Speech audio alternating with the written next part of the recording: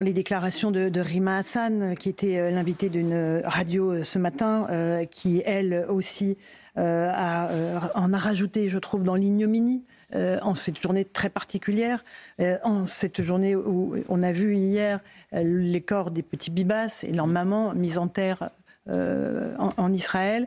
Et bien malgré cela, on a franchi encore d'autres limites dans l'indécence. Explication Yael Benamou. Rima Hassan suscite une énième polémique. Pour le ministre de l'Intérieur, Bruno Retailleau, ses propos sur le Hamas sont inacceptables. Le Hamas est une organisation terroriste qui piétine le droit international. Quand elle tue des otages, quand elle commet des attentats, quand elle propage la haine antisémite et quand elle appelle à la destruction d'un État. Il a donc signalé les propos de l'eurodéputé à la procureure de la République de Paris. Prisca Thévenot, députée Renaissance des Hauts-de-Seine, a elle aussi vivement réagi. Pour elle, il ne faut plus laisser Rima Hassan propager ses idées. Rima Hassan n'est autre que la représentante du Hamas, un groupe terroriste au Parlement européen. À un moment, il faut avoir le courage de dire les choses telles qu'elles sont. Elle est un danger pour notre pays. Elle porte atteinte aux valeurs que nous représentons et que nous défendons. Et en ça, je le dis encore une fois, qu'elle porte l'écharpe tricolore est une honte absolue. Christian Estrosi va plus loin et demande qu'elle n'occupe plus de fonctions au Parlement européen. Je dis que cette personne n'est plus digne d'exercer un mandat public et devrait même être poursuivie pour apologie du terrorisme. Élue députée européenne depuis juin 2024, Rima Hassan est régulièrement accusée d'apologie du terrorisme en raison de ses prises de position très controversées. Gauthier Lebret, cette personne a quand même dit que les enfants Bibas n'ont pas été tués, n'ont pas été assassinés. N'ont pas été assassinés. Elle refuse de croire Israël. Elle préfère le narratif du Hamas aux preuves qu'avance Israël, puisque déjà, même avant que les corps soient restitués, elle disait sur les réseaux sociaux, ils ont été tués par des bombes israéliennes. Donc il y a eu les médecins légistes israéliens qui lui ont répondu non, les enfants Bibas ont été étranglés à main nue. Et ce matin, à la question de Jean-Jacques Bourdin, ont-ils été assassinés? Elle répond non, ils n'ont pas été assassinés. Non seulement c'est le pire pogrom depuis la Shoah, je rappelle aussi que c'est l'attentat le plus meurtrier pour la France depuis Nice. Et au moment où on avait des otages encore retenus par le Hamas, Rima Hassan et la France insoumise n'avaient de cesse de justifier une partie de ce qu'ils ont fait en disant qu'ils menaient une action légitime. Rima Hassan a redit ce matin que le Hamas menait une action légitime. Vous savez que Bruno Retailleau va faire un article 40 pour saisir donc le procureur de la République pour apologie du terrorisme. Alors, le problème avec ces saisines du procureur, c'est qu'il faut que ça aille au bout. Parce que quand Mathilde Panot, quelqu'un saisit le procureur et que Mathilde Panot, elle est blanchie et après elle dit bah regardez, j'avais le droit de le dire, le procureur a classé mon affaire sans suite. Là, si Rima Hassan n'est pas condamnée après avoir répété à plusieurs reprises que l'action du Hamas était légitime, je ne comprends plus grand-chose à ce qu'est l'apologie du terrorisme que la France insoumise voulait d'ailleurs sortir du code pénal, comme pour se prémunir. Au hasard. François Pupponi. Le problème, c'est que des premières plaintes contre Rima Hassan ont été déposées il y a 18 mois sur des propos relativement clairs et que le procureur ne donne toujours pas la réponse. Voilà, donc on espère qu'à un moment, ça va réagir.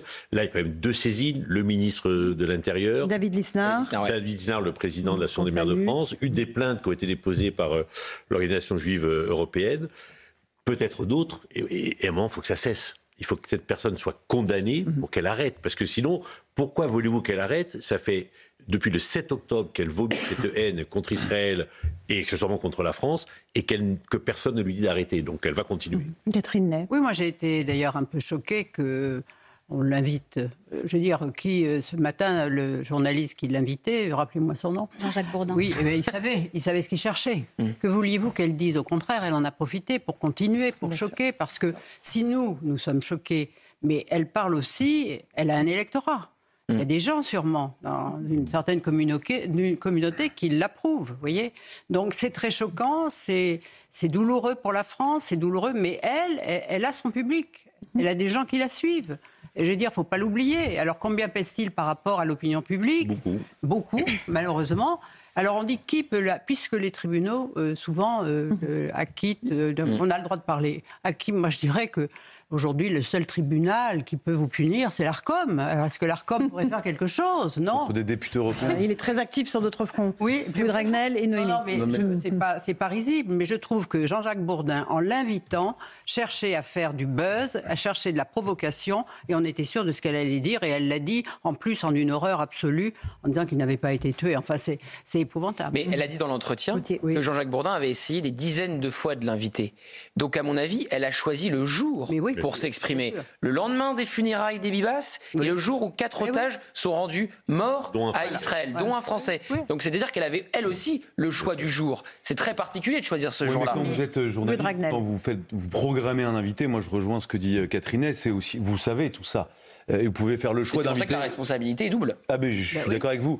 Vous pouvez faire le choix d'inviter quelqu'un d'autre. Moi, ce qui me gêne beaucoup aussi, c'est que tout ça s'inscrit dans le cadre d'une dérive totale d'une partie de la vie politique française. Quel est le bilan politique de Rima Hassan? C'est quasiment égal à 0. Quel est son travail en commission au Parlement européen pour défendre les intérêts de la France à Bruxelles? Il n'y a quasiment rien. En fait, à chaque fois que Rima Hassan s'exprime, à chaque fois que Rima Hassan fait parler d'elle, c'est systématiquement sur des questions idéologiques et quasiment exclusivement sur la question d'Israël, de Gaza. Et donc ça s'inscrit dans cette dérive. Même sur l'Algérie, elle raccroche à la Palestine. Où en fait elle n'est que médiatique, elle n'est pas du tout, elle n'est plus politique par rapport à la mission qui lui est confiée, qui est quand même de travailler, travailler dans le Parlement européen. Rima Hassan, non mais je ne sais pas si vous connaissez des députés européens. Mais elle ne représente pas la France, elle représente le Hamas et l'Algérie. Mais je sais bien. On l'a bien vu ce matin. Elle est députée du Hamas et de l'Algérie. Pas tous en même temps. Une vraie question, c'est-à-dire qu'elle est élue par les électeurs français pour servir des intérêts qui sont contraires à la nation. Et ça, moralement, parce qu'en fait, on peut rien faire, c'est le principe de la démocratie, mais moralement, moi, je trouve que c'est quelque chose qui est profondément choquant. Oui, mais ce qui est inadmissible et effectivement scandaleux, c'est qu'elle ne s'est pas cachée pendant la campagne. Ceux qui ont voté pour elle savaient ce qu'elle pensait et pourquoi elle était là. Durant toute la campagne, elle a vomi sa haine d'Israël, elle a fait campagne sur le conflit israélo-palestinien et pas sur les problèmes européens. Et donc les électeurs qui l'ont envoyée à Bruxelles savaient ce qu'elle faisait. Mais pas que ceux qui ont voté pour elle, ceux qui l'ont placée. Bien sûr, la France insoumise, et même ceux qui se sont alliés à la France insoumise, qui ont considéré que ce n'était pas grave de faire monter une personne comme elle, qui effectivement ne se soucie pas du tout de la France, parce que quand même, il y a une ingratitude vis-à-vis de la France et de ce pays qui lui a tout donné. Vous savez qu'il y a beaucoup de pays arabes qui n'accueillent pas les Palestiniens aussi bien que la France. La France lui a tout donné, elle lui a donné une identité, elle lui a donné un passeport, elle lui a permis de faire des études, d'accéder, de faire des études supérieures. Et qu'est-ce qu'elle lui donne aujourd'hui? Elle défend le régime d'Alger, alors qu'on sait qu'il y a des conflits en ce moment diplomatiques entre nos deux pays. Donc elle prend le parti de l'ennemi de la France, alors même qu'elle est une création aussi d'un pays qui lui a tout donné. Donc c'est de l'ingratitude absolue et totale. Et juste pour revenir sur ce que disait Catherine, c'est très important. Je pense qu'il faut pointer du doigt une vérité qui est dérangeante. C'est qu'aujourd'hui, Rima Hassan, elle est très populaire et elle n'a pas besoin des grands médias pour exister. Pendant la pub tout à l'heure, j'ai été regarder à quel point elle était suivie sur les réseaux sociaux. Elle est suivie par des centaines de milliers de personnes. Sur Instagram, plus de 400 000 personnes. Sur Twitter, plus de 200 000 personnes. Donc, elle a déjà un public. Et donc, effectivement, il faut pointer du doigt tous ceux qui lui ont permis aujourd'hui d'être la personne qu'elle est, et notamment de la France insoumise. Mais il faut démonter ses arguments et démontrer ce qu'elle dit, que ce qu'elle dit est faux. Point par point. Et c'est important, Catherine. Oui. Mais en plus, c'est une grande communicante, parce qu'elle a un public, c'est souvent des gens qui sont antisémites, disons-le. Eh bien, elle-même, à vouloir aller en Israël, elle était sûre de se faire refouler. Donc, elle se victimise de celle qui a été interdite, qui a eu le courage d'aller se présenter en Israël. Elle a été refoulée. Donc, ça aussi participe à sa grandeur, enfin, entre guillemets, l'admiration que lui portent ceux qui la suivent et qui sont, enfin c'est pas la majorité, mais qui sont assez importants et c'est un socle.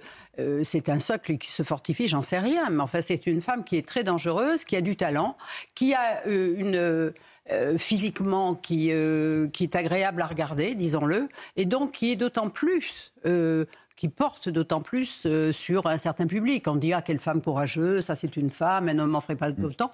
Et donc elle est très, très, très dangereuse. C'est le diable avec un sourire d'ange. Effectivement, on pardonne plus facilement aux femmes leur violence qu'aux hommes. Et donc elle peut bénéficier. Un homme, on le supporterait pas. Mais tout à fait, parce que c'est une femme, elle peut déployer cette violence inouïe sans que personne ou presque ne lui barre la route. Il faut reconnaître quand même à tous ces gens-là qu'ils ont, surtout elle, une dialectique très structurée, Enfin, on peut lui opposer des arguments, vous savez. Oui, non, mais on peut lui opposer des arguments. C'est possible de lui opposer des arguments. Elle est hermétique aux Quand arguments. elle dit que les enfants Bibas n'ont pas été assassinés, on peut lui mettre le rapport des légistes dans la figure. C'est possible de l'interviewer comme ça aussi. C'est une négationniste, elle ne regarde pas les faits. L'électorat dit que c'est les Israéliens qui ont fait ça, ils ont trafiqué. Elle avait annoncé avant l'annonce de leur mort que c'était des bombardements. Je sais, elle avait repris l'argumentaire du Hamas. Attendez, pas tous en même temps. Voilà, la conclusion, c'est qu'on n'est pas obligé de l'inviter. On n'est pas obligé. Il y a aussi d'autres élus à gauche qui ont une voix intéressante, non, mais objectivement, et qui n'est pas aussi excessive, et surtout avec des gens qui travaillent. Parce que, non, mais franchement, j'invite tous les téléspectateurs et les auditeurs à regarder son activité au Parlement européen. Et c'est là où je vous trouve sévère, Louis. Elle a un bilan. Elle a voté contre la résolution voulant libérer Boualem Sansal. Voilà, et ce matin, elle n'était pas que l'avocate du Hamas, elle était aussi l'avocate de l'Algérie. Et elle le fait, effectivement, comme le dit Catherine, avec une certaine abnégation et un certain talent. Elle défend parfaitement le Hamas et l'Algérie. Vraiment, vraiment. Et comme la défense des Français dans la vie quotidienne, vous voyez, le président Tebboune, il a dit, mais nous, on est prêt à reconnaître Israël, puisque c'est un pays qui n'a jamais reconnu Israël, mais si on crée un État de la Palestine. Quand Israël, il l'a dit il y a 2 jours, quoi. Donc tout ça, moi, je pense qu'il y a toute une coordination c'est une stratégie mise en place. J'aimerais juste qu'on écoute Michel Onfray à propos de cette intervention de Rima Hassan. Écoutez les mots employés par Michel Onfray. Il y a des gens qui, pour moins que ça, ont des problèmes et se retrouvent au tribunal. Mais c'est le discours négationniste. Ça n'a pas eu lieu, point à la ligne. On a eu de toute façon des images qui ont été fournies par le Hamas lui-même, puisque de toute façon, ces gens, quand ils ont assassiné, tué, violé, etc., ils ont filmé ce qu'ils ont fait. Et on a vu ces images-là. Donc cette façon d'être négationniste, d'ailleurs c'est bien dans l'esprit de la gauche. Vous savez, quand Rousseau dit « commençons par écarter les faits », c'est ça le principe de la gauche. C'est « commençons par écarter les faits ». Le réel n'a pas eu lieu, c'est l'idéologie qui fait la loi. Des enfants juifs ont été tués, ça ne peut pas être le Hamas, puisque le Hamas est un lieu de résistance, etc. Donc c'est comme ça en permanence, mais elle n'est pas la seule. Voilà pour Michel Onfray, qu'on retrouve samedi à 13h dans l'émission Face à Michel Onfray. C'est très clair, en tout cas, Gauthier Lebret. Non, mais c'est très clair. Et en plus, elle n'a pas d'humanité quand il s'agit de la famille Bibas, en fait, quand il s'agit de juifs ou quand il s'agit de Boualem Sansal. Parce que Boualem Sansal, elle est interrogée sur son cancer, elle répond il est soigné. De quoi vous plaignez-vous? Il est soigné, le Boualem Sansal, son cancer en Algérie, il était dans un hôpital. Elle a voté contre sa libération encore, la semaine dernière. Donc, elle a un manque d'humanité quand il s'agit de la famille Bibas et de Boualem Sansal qui est sidérant. Sidérant. On écoute juste Bruno Retailleau à nouveau sur ce thème-là. Il a réagi depuis le Touquet. J'ai dit ce que j'avais à dire sur cette déclaration absolument scandaleuse. Une fois de plus, le Hamas est un mouvement terroriste et il y a quelques jours encore, on apprenait que cette famille, la maman et les 2 enfants avaient été tués par justement les séides du Hamas. C'est une position incompréhensible. Je voudrais vous dire aussi que, s'agissant de Boualem Sansal, lorsque François-Xavier Bellamy et d'autres ont porté au Parlement européen la résolution qui était votée à une très très forte majorité, cette résolution, elle demandait à la Commission de suspendre les négociations pour un accord très important pour l'Algérie avec l'Union européenne. Tant que Boualem Sansal ne serait pas libéré, eh bien, Madame Rima Hassan a voté contre. J'ai, sur la base de l'article 40 du Code de procédure pénale, saisi la justice qui devra examiner le point de savoir si ces propos, précisément, peuvent être poursuivis ou non. Voilà pour les propos très clairs, là encore, de Bruno Retailleau. Louis de Ragnel, c'est lui qui fait le signalement au procureur pour les propos de... Oui, et puis ce que rappelait un peu Gauthier Lebret. Ensuite, moi, je suis curieux, mais comme à chaque fois, et ma curiosité est souvent un peu contrariée, j'ai envie de voir ce qui va se passer. Parce que combien de fois des articles 40 ont été déclenchés auprès du procureur de la République? Combien de fois des plaintes, des signalements ont été faits? Et puis finalement, globalement, c'est terrible à dire, mais on finit par se dire qu'il fait bon d'être antisémite en France. C'est ça qui est terrible. C'est absolument